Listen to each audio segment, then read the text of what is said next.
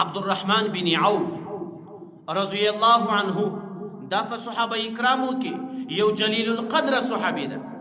دی فرمایي چې یو وخت محمد رسول الله له کوره څخه راووتی، فورا د خرما د درختو یو باغ دی، هغه باغ ته ورننوتی او په هغه باغ کې په سجده باندې شو.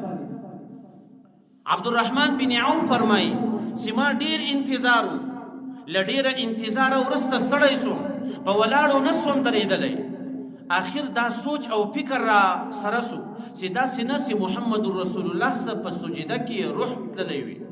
په دې باندې وبېرېدم، ورلم د محمد رسول الله وڅنګ ته ودرېدم. ګوره څومره غټه سجده به محمد رسول الله کړې وي. عبدالرحمن بن عوف فرمایي چې ما محمد رسول الله پر ټوله زندگی کې پر دومره غټه سجده نه دی لیدلی چې د دې خوف را سره پیدا سو چې له محمد رسول الله به روح تللی وي، له دنیا به یې رحلت کړی د سجدې په حال کې. چې کله ورته رانږدې سوم محمد رسول الله له سجدې څخه سر راپورته ورته فرمایم ای د الله رسوله، تا دومره غټه سجده وکړله او تر اوسه پورې مې په دومره غټه سجده نه وی لیدلی، او زما دا سوچ او فکر سو چې ستا له بدنه به روح تللی وي. محمد رسول الله څخه عبدالرحمن بن عوف د دې سجدې پوښتنه وکړه. محمد رسول الله په جواب کې ورته فرمایي چې ما چې دومره غټه سجده کړې ده هغه مې د الله تعالی شکر ادا کړی ده.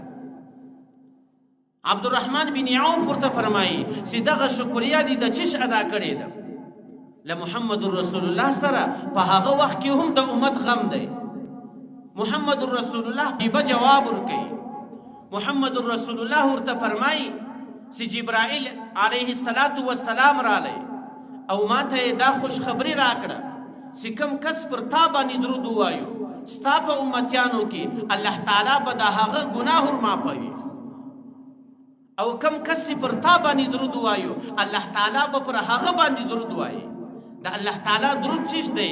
د الله تعالی درود دا دی چې ستا پر امت باندې به خپل رحمتونه نازلوي.